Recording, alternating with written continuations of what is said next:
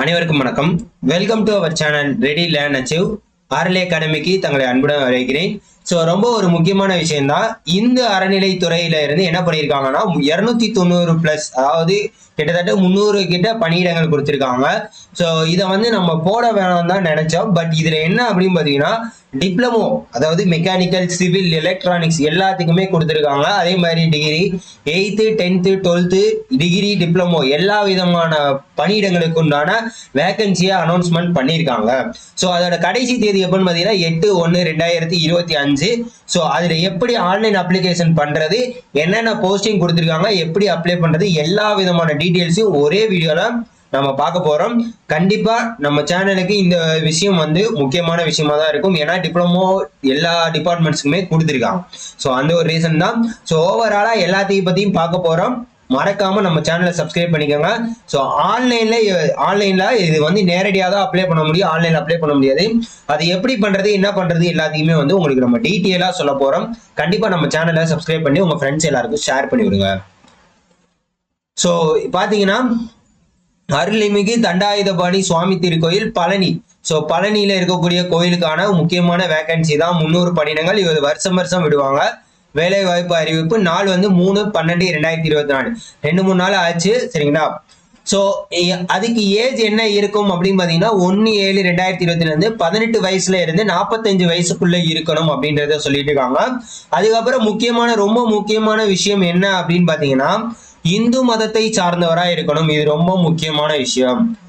எல்லாருமே அப்ளை பண்ண முடியாது. இந்து மதத்தை சேர்ந்தவர்களா இருந்தீங்கன்னா கண்டிப்பா நீங்க இதுக்கு உண்டான தகுதியானவர்கள். சரியா? யாரு அப்படின்னு பாத்தீங்கன்னா வெளித்துறை காலியாக உள்ள பணியிடங்கள். இளநிலை உதவியாளர் 7 போஸ்ட். சேலரி பாத்தீங்கன்னா 18,500 இருந்து 58,600. கண்டிப்பா SSLC பாஸ் ஆயிருக்கணும், 10th பாஸ் ஆயிருக்கணும் அப்படின்றத சொல்லியிருக்காங்க. அதே மாதிரி சீட்டு விற்பனையாளர் டிக்கெட்டு 13 வேகன்சி. இதுக்கும் பாத்தீங்கன்னா SSLC பாஸ் ஆயிருக்கணும். சேலரி இங்க பாத்தீங்கன்னா சத்திரம் காப்பாளர் 16 போஸ்டிங், SSLC பாஸ் ஆயிருக்கணும். இந்த சுகாதார மேஸ்திரி, மற்ற உப நிறுவனங்கள், அதே மாதிரி இந்த பூஜை மற்றும் காவல், இதுக்கெல்லாம் பாத்தீங்கன்னா தமிழ் எழுத படிக்க தெரிஞ்சிருந்தா போதும். அதே மாதிரி காவல் செக்யூரிட்டி இருக்காங்க பாத்தீங்கன்னா அவங்க. அவங்களுக்கும் பாத்தீங்கன்னா இது 2/44 இந்த மாதிரி போஸ்ட். இதுக்கு பாத்தீங்கன்னா தமிழ் எழுத படிக்க தெரிஞ்சிருந்தா போதும். துப்புரவு பணியாளர் 57 போஸ்ட். அவங்களுக்கும் தமிழ் எழுத படிக்க தெரிஞ்சிருந்தா போதும். அதே மாதிரி துப்புரவு பணியாளர், கால்நடை பராமரிப்பு, உதவி யானை மாவுத்தர், உபகோயில். இவங்களுக்கு பாத்தீங்கன்னா தமிழ் அண்ட் இங்கிலீஷ் தெரிஞ்சிருந்தா போதும் அப்படின்றத சொல்லியிருக்காங்க. Must possess capacity of knowledge to train. அதுக்கப்புறம் பாத்தீங்கன்னா control guide, command and speak language for controlling the elephant. யானையை பாதுகாக்க தெரிஞ்சிருக்கணும் அப்படின்றத சொல்லியிருக்காங்க. அடுத்து சுகாதார ஆய்வாளர். இதெல்லாம் சேர்த்து இதுக்கு பாத்தீங்கன்னா 8th ஸ்டாண்டர்ட் முடிச்சிருந்தா போதும். இது மொத்தம் 252. ஓகே, இப்ப பாத்தீங்கன்னா டெக்னிக்கல், இதுதான் ரொம்ப ரொம்ப முக்கியமானது. இதுக்காக தான் நம்ம வீடியோவே நம்ம கொடுக்க காரணமே. உதவி பொறியாளர் பாத்தீங்கன்னா 1 என்ன முடிச்சிருக்கணும், bachelor degree in electronics and communication engineering, ECE முடிச்சிருக்கணும். ECE இன்ஜினியரிங் முடிச்சிருந்தா நீங்க இந்த போஸ்டுக்கு அப்ளை பண்ணலாம். 36,700 இருந்து 1,16,200 வரைக்கும் சம்பளம். அடுத்து உதவி அசிஸ்டன்ட் இன்ஜினியர் சிவில். இவங்களும் பாத்தீங்கன்னா கண்டிப்பா சிவில் இன்ஜினியரிங்ல டிகிரி முடிச்சிருக்கணும் அப்படின்றத சொல்லியிருக்காங்க. 4 போஸ்ட். இளநிலை பொறியாளர் AE. சரிங்களா? அதுக்கு பாத்தீங்கன்னா எலக்ட்ரிக்கல் இன்ஜினியரிங். சரியா? இது அசிஸ்டன்ட் இன்ஜினியரிங், இது ஜூனியர் இன்ஜினியரிங். சரியா? எலக்ட்ரிக்கல் இன்ஜினியரிங் முடிச்சிருந்தா எலிஜிபிள். அடுத்து ஆட்டோமொபைல்ல ஜூனியர் இன்ஜினியரிங் முடிச்சிருந்தா டிப்ளமோ ஆட்டோமொபைல் முடிச்சிருக்கணும். அதே மாதிரி மெக்கட்ரானிக்ஸ் ரோபோட்டிக்ஸ், அதுக்கு டிப்ளமோ முடிச்சிருந்தா ஒரு போஸ்ட். சிவில்ல supervisor 3 post, diploma civil engineering முடிச்சிருக்கணும். மெக்கானிக்கலுக்கு கொடுத்துருக்காங்க 3 போஸ்ட். Mechanical சூப்பர்வைசருக்கு 3 post. தொழில்நுட்ப உதவியாளர் ஜூனியர் அசிஸ்டன்ட், டெக்னிக்கல் அசிஸ்டன்ட் இருக்கும். எலக்ட்ரிக்கல் இன்ஜினியரிங் முடிச்சிருக்கணும். ECEல பாத்தீங்கன்னா தொழில்நுட்ப உதவியாளர் இருக்கும், டெக்னிக்கல் அசிஸ்டன்ட். அதே மாதிரி டெக்னிக்கல் அசிஸ்டன்ட் மெக்கானிக்கலுக்கு ஒன்று கொடுத்துருக்காங்க, டிப்ளமோ முடிச்சிருக்கணும். அப்ப டிப்ளமோ டிகிரி முடிச்சிருந்தாலே உங்களுக்கு இன்ஜினியரிங்ல வேகன்சி இருக்கு. நீங்க இதுக்கு தகுதியா இருக்கக்கூடிய பட்சத்துல எப்படி அப்ளை பண்றதுன்னு கீழே டீட்டெயிலா சொல்றேன். தொடர்ந்து நம்ம வீடியோ பாருங்க. கணினி இயக்குபவர் 3 பேரு, கண்டிப்பா கம்ப்யூட்டர் சயின்ஸ் முடிச்சிருக்கணும் அப்படின்றத சொல்லியிருக்காங்க. ஆய்வக நுட்ப பஞ்சாமிர்தம் ரெடி பண்ற இடத்துல கண்டிப்பா பேச்சுலர்ஸ் டிகிரி கெமிஸ்ட்ரி அல்லது பயோ கெமிஸ்ட்ரி முடிச்சிருக்கணும் அப்படின்றத சொல்லியிருக்காங்க. மின்ஸ் ஆபரேட்டர்ல must passes industrial training institute ITI முடிச்சிருக்கணும். ITI சர்டிபிகேட்ல ஒயர்மேன் எலக்ட்ரிக்கல் ட்ரேட் முடிச்சிருக்கணும். மிஷின் ஆப்ரேட்டர் இதுக்கு வந்து ஐடிஐ முடிச்சிருக்கணும். Machine operator mechatronics engineering robotics engineering முடிச்சிருக்கணும். ஹெல்ப்பருக்கு ஐடிஐ முடிச்சிருக்கணும். ஓட்டுநர் டிரைவிங் 8ஆம் கிளாஸ் பாஸ் ஆயிட்டு நீங்க வந்து கண்டிப்பா கார் லைசன்ஸோ இல்ல ஹெவி லைசன்ஸோ வச்சிருந்தீங்கனாலும் நீங்க வந்து என்ன பண்ணலாம், கண்டிப்பா இந்த இதுக்கு வேலைக்கு அப்ளை பண்ணலாம். இது 30. அதே மாதிரி ஆகம ஆசிரியர் அதுக்கு பாத்தீங்கன்னா கண்டிப்பா வந்து 5 இயர்ஸ் எக்ஸ்பீரியன்ஸோட வேத ஆகம பாடசாலையில இருக்கணும் அப்படின்றத சொல்லியிருக்காங்க. அடுத்து இது வந்து வெளியே இருக்கக்கூடிய காலேஜ். உள்துறையில்னா இந்த அத்தியானப்பட்டர், அர்ச்சகர், அதுக்கெல்லாம் தமிழ் எழுத படிக்க தெரிஞ்சிருக்கணும். அது போக நிறைய விஷயங்கள் இருக்கு சரியா. நாதஸ்வரம், தவிலு, தாளம் வாசிப்பாங்க, மாலை கிட்டுதல். மொத்தம் பாத்தீங்கன்னா 296 போஸ்டிங்க்கு கொடுத்திருக்காங்க. சார் இது எப்படி சார் ஆன்லைன்ல தான் அப்ளை பண்ணணுமா அப்படின்னு கேட்டீங்கன்னா ஆன்லைன்ல அப்ளை பண்ண முடியாது. அதே மாதிரி இந்த பிடிஎஃப் வந்து நம்மளோட டெலிகிராம் சேனல்ல அப்ளிகேஷன் பிடிஎஃப்பும் அப்ளையோட தனியா அப்ளிகேஷன் ஃபார்மோட பிடிஎஃப்பும் நான் வந்து டெலிகிராம் லிங்க் கீழே டிஸ்கிரிப்ஷன்ல இருக்கு. அதுல நம்ம டெலிகிராம்ல பின் பண்ணிருப்போம் சரிங்களா. அந்த வீடியோக்கு கீழே வந்துடும், கண்டிப்பா பாருங்க சரிங்களா. அது வந்து எப்போ பாத்தீங்கன்னா 5/12/2024 முதல் 8/1/2025 வரை மாலை 5:45 மணிக்குள் திருக்கோயில் அலுவலகத்தில் கொடுக்க வேண்டும். நீங்க டைரக்டா போய் கொடுக்கலாம் அல்லது தபால் மூலமாக கொடுக்கலாம். அனுப்ப வேண்டிய முகவரி பாத்தீங்கன்னா இதுதான். ரொம்ப ரொம்ப முக்கியமானது, பார்த்து வச்சுக்கோங்க அனுப்ப வேண்டிய முகவரி. ஓகேவா. எப்படியெல்லாம் அப்ளை பண்ணலாம், என்னென்ன நிபந்தனைகள் இருக்கு, என்னென்ன சர்டிபிகேட்ஸ்லாம் நமக்கு தேவை அப்படின்றத நம்ம பார்க்க போறோம். கண்டிப்பா வந்து பாத்தீங்கன்னா 18 வயசுல இருந்து 18 வயசுல இருந்து 45 வயசுக்குள்ளே இருக்கணும். இந்து மதத்தை சேர்ந்தவராக இருக்கணும். இறை நம்பிக்கை உடையவராக இருக்க வேண்டும். அதே மாதிரி நீங்க அப்ளை பண்றப்ப இப்ப பாத்தீங்கன்னா ஒவ்வொரு போஸ்ட் இருக்கு இல்லையா, ஒவ்வொரு போஸ்டிங் இருக்குல்ல, மொத்தம் பாத்தீங்கன்னா 39 போஸ்ட் இருக்கு. இதுல நீங்க ஃபர்ஸ்ட் இந்த போஸ்டிங்ல என்னென்ன அப்படின்ட்டு பார்த்துட்டு எதுக்கு நீங்க அப்ளை பண்ண போறீங்க அப்படின்றத நோட் பண்ணி வச்சுட்டு தனித்தனியா தான் ஒவ்வொரு விண்ணப்பங்கள் எடுக்கணும். நல்லா ஞாபகம் வச்சுக்கோங்க, தனித்தனியா தான் ஒவ்வொரு விண்ணப்பத்தையும் அனுப்பணும். நல்லா பாத்துக்கோங்க. இப்ப நீங்க வந்து டிரைவர் வேலைக்கு அப்ளை பண்றீங்க சரியா, டிரைவர் வேலைக்கு அப்ளை பண்றீங்க. அதே மாதிரி பாத்தீங்கன்னா இப்ப பாருங்களேன், இப்ப இந்த சீட்டு விற்பனையாளருக்கு அப்ளை பண்றீங்க, இது ஒரு போஸ்ட். இளநிலை உதவியாளர் இது ஒரு போஸ்ட். அப்ப இது 1, இது 2. அதுக்கப்புறம் பாத்தீங்கன்னா வேற என்ன போஸ்ட், இப்ப நீங்க டெக்னிக்கல் வரீங்கன்னு வச்சுக்கோங்க, எலக்ட்ரானிக்ஸ் 3, அதே மாதிரி டிப்ளமா எலக்ட்ரானிக்ஸ் 4. இந்த மாதிரி 4 போஸ்ட்டுக்கு நீங்க 4 தனித்தனி போஸ்டா அனுப்ப வேண்டியதா இருக்கும். 4யுமே தனித்தனி, 4க்கும் என்ன பண்ணணும்னா 4க்கும் 4 டைப் ஆஃப் சர்டிபிகேட். அதாவது ஒரு ஜெராக்ஸை வந்து 4 ஜெராக்ஸா போடணும். நீங்க ஒரு ப்ரூஃப் இருக்கு அப்படின்னா, இப்ப எக்ஸாம்பிள் 10th சர்டிபிகேட்டே இருக்குன்னா 4 காப்பி எடுக்கணும். 4 காப்பிக்கு அட்டஸ்டட் வாங்கி 4 விண்ணப்பமா தான் நீங்க அனுப்பணும் சரியா. இதை நல்லா பாத்துக்கோங்க, இதை நான் உங்களுக்கு சொல்றேன் சரியா. இவ்விளம்பரம் செய்யப்பட்ட தேதிக்கு பிறகு பெறப்படும் விண்ணப்பங்கள் மட்டுமே பரிசீலனைக்கு எடுத்துக்கொள்ளப்படும். இந்த டேட் நோட்டிபிகேஷன் எப்போ அனௌன்ஸ்மெண்ட் பண்ணாங்களோ அதுக்கப்புறம் தான் நீங்க வந்து இப்ப 3/12 இதுக்கப்புறம் நீங்க அனுப்புறது தான் கரெக்டா இருக்கும் அப்படின்றத சொல்லியிருக்காங்க. கல்வி தகுதிக்குரிய சான்றிதழ்கள். கல்வி தகுதி அப்படின்னா இப்ப நீங்க வந்து இப்ப டிகிரி முடிச்சிருக்கீங்க அப்படின்னா உங்ககிட்ட 10th சர்டிபிகேட் இருக்கணும், 12th சர்டிபிகேட் இருக்கணும். அதே மாதிரி டிகிரி, டிப்ளமோ முடிச்சீங்கன்னா டிப்ளமோ, அடுத்து டிகிரி. இந்த மாதிரி எந்த டிகிரியா இருந்தாலும் பேசிக்ல இருந்து 10th 12th டிப்ளமோ இந்த மாதிரி எல்லா சர்டிபிகேட்டையும் நீங்க கொடுக்கணும் சரியா. அதே மாதிரி கூடுதல் கல்விக்கான சான்றிதழ் எக்ஸ்ட்ரா எதுவும் படிச்சிருந்தீங்கனாலும் கண்டிப்பா வைக்கணும் அப்படின்றத சொல்லிட்டாங்க.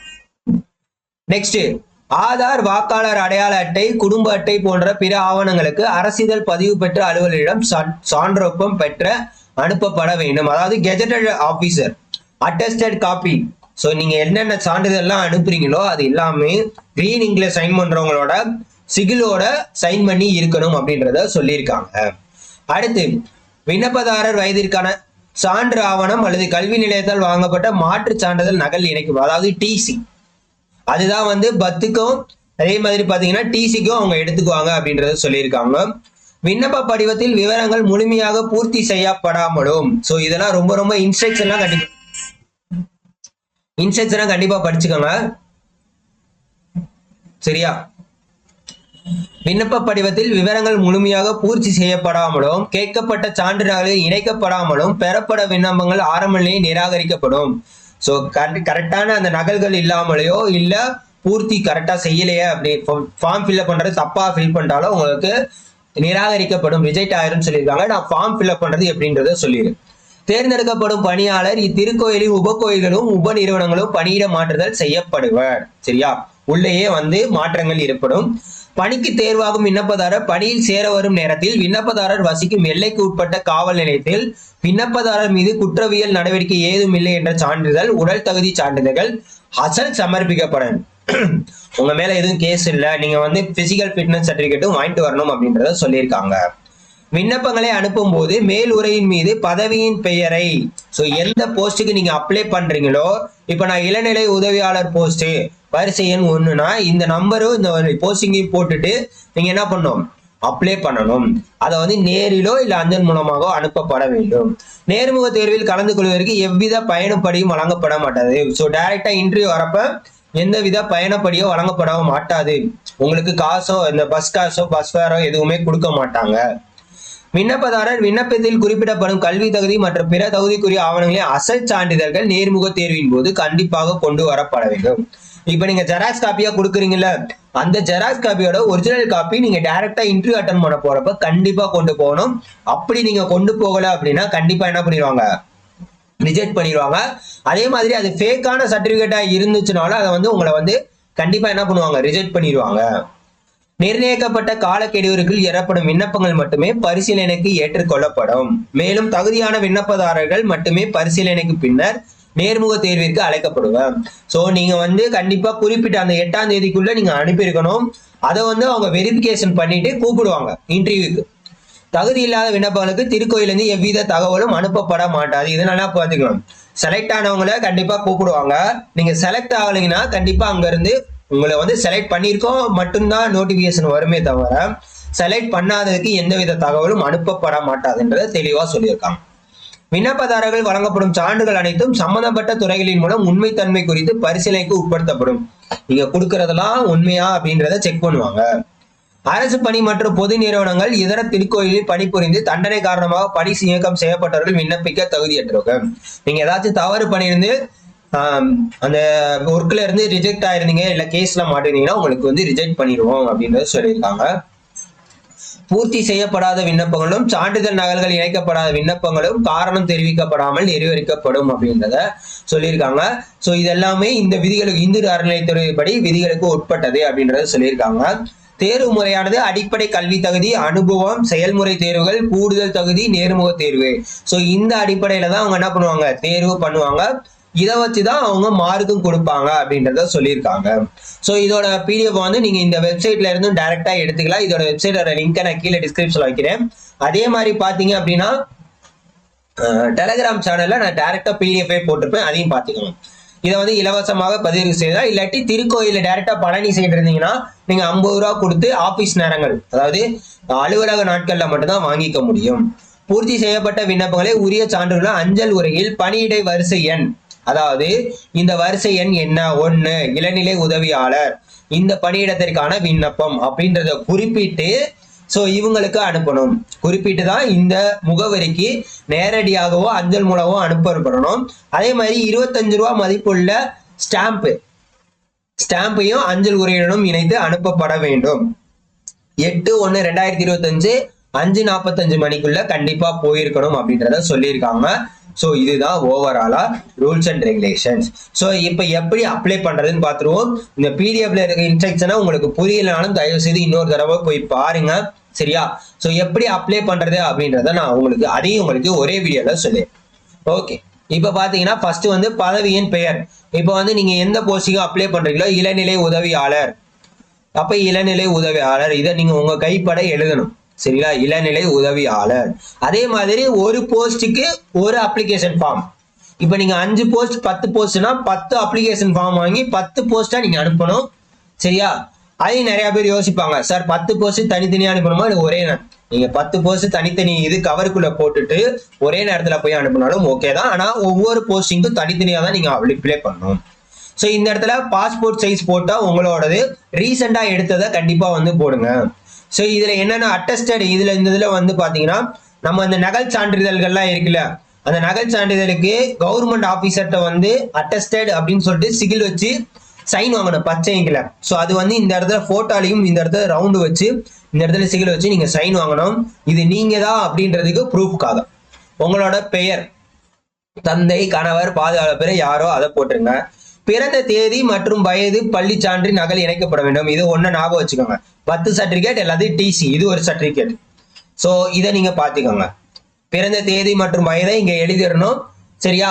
இப்போ என்ன தேதியோ இப்போ என்ன வயசோ அதை போட்டணும். பாலினம் ஆணா பெண்ணா அப்படின்றத போட்டுருங்க. நிரந்தர முகவரி உங்களோட ப்ரூஃப்ல ஆதார் அட்டையே இதுல என்ன இருக்கோ அதை போட்டுருங்க. சரியா? அடுத்து 12 இலக்க ஆதார் அட்டை எண் குறிப்பிடவும். ஆதார் ஜெராக்ஸ் 1, இது 2வது. என்னென்ன சான்றிதழ்கள் அப்படின்றக்காண்டி. அடுத்து உங்களோட போன் நம்பர், மின்னஞ்சல், இமெயில் ஐடி. அடுத்து ஜாதி சான்றிதழ், ஜாதி சான்றிதழ் கண்டிப்பா வேணும். சோ இப்ப சொல்றது ஃபுல்லா நீங்க ஜெராக்ஸ் எடுத்து வைக்கணும். சரியா? 1/7/2020 அன்று வயது பூர்த்தி அடைந்தவராகவும் 45 மேற்பட்டதாகவும் இருக்க வேண்டும். ஆம் அப்படின்றத போட்டிருங்க. அடுத்து கல்வி தகுதி, நிர்ணயிக்கப்பட்ட கல்வி தகுதிக்கான சான்றிதழ்கள் இணைக்கப்பட வேண்டும். அப்ப வந்து கல்வி தகுதிக்கான சான்றிதழ்கள் 10th 12th டிகிரி. சரியா? அதனால அமைச்சிடும். அடுத்து வெளித்துறை மற்றும் உள்துறை பணியதற்கான கல்வி தகுதி, நிர்ணயிக்கப்பட்ட வெளித்துறை மற்றும் கல்வி தகுதி. அதாவது நிர்ணயிக்கப்பட்ட கல்வி தகுதினா இது என்னன்னு பாத்தீங்கன்னா, இப்ப ஒரு இதுக்கு வந்து 10th தான் தேவை அப்படின்னா 10th. இப்ப வெளித்துறை அப்படின்னு பாத்தீங்கன்னா சில இதுக்கு வந்து டிகிரிக்கு டிப்ளமோக்கெல்லாம் இருக்கும். சோ அது வந்து இங்க இணைக்கப்பட வேண்டும். என்ன சர்டிபிகேட் கொடுக்க போறீங்களோ அதை கொடுக்க போறீங்க. இதர தகுதிகள் நீங்க வந்து கம்ப்யூட்டரோ, டைப் ரைட்டிங்கோ, ஸ்டெனோ ஏதோ முடிச்சிருந்தாலும் அதை வந்து நீங்க குறிப்பிடணும் அப்படின்றத சொல்லியிருக்காங்க. சரியா? அப்ப இது வந்து 5வது. அடுத்து பின்னர் அரசிதழ் பதிவு பெற்ற அதிகாரிடமிருந்து 1/12/2024 பின்னர் பெறப்பட்ட நன்னடத்தை சான்றிதழ். சோ இது 5. Contact certificate. So government officers, இந்த பச்சை இங்கில போடுவாங்களா, நோட்டரி பப்ளிக்கா இருக்கலாம். சோ இந்த கவர்மெண்ட் ஆபீஷியல் யாருன்னா விஏஓ, ஆர்ஐ, நோட்டரி பப்ளிக், இல்ல அரசாங்க, அதாவது government head master, government school head master, அரசு மருத்துவர், யாரா வேணாலும் இருக்கலாம். சரியா?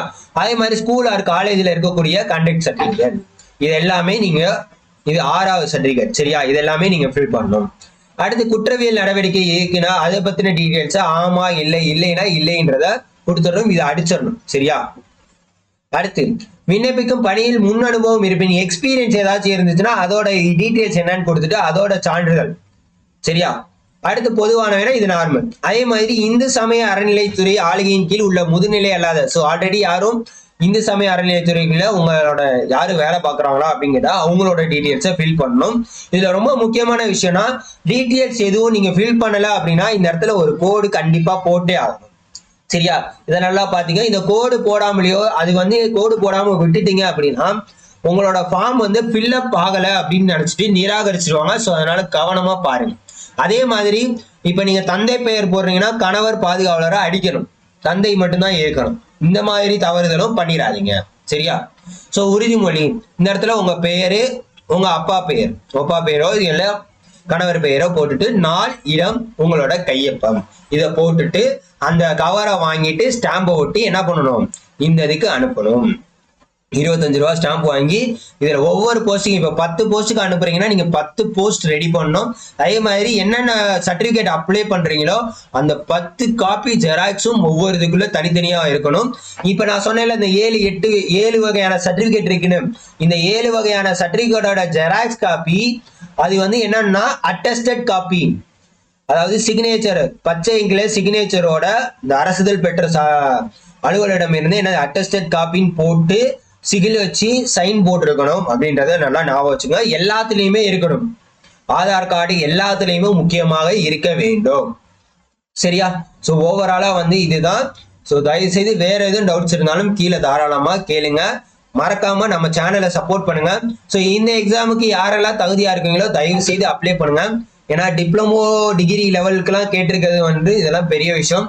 கண்டிப்பா ஒவ்வொரு வாய்ப்புமே நம்ம வாய்ப்பா பயன்படுத்திட்டு நீங்க என்ன பண்ணணும், கண்டிப்பா யூஸ் பண்ணிக்கணும் அப்படின்றத நான் சொல்லிக்கிறேன். ஸோ இதை பத்தின வேற எதுவும் சந்தேகம் இருந்தாலும் கீழே கமெண்ட் பண்ணுங்க. மறக்காம நம்ம சேனலை சப்ஸ்கிரைப் பண்ணி உங்க ஃப்ரெண்ட்ஸ் எல்லாருக்கும் ஷேர் பண்ணி விடுங்க. தேங்க்யூ.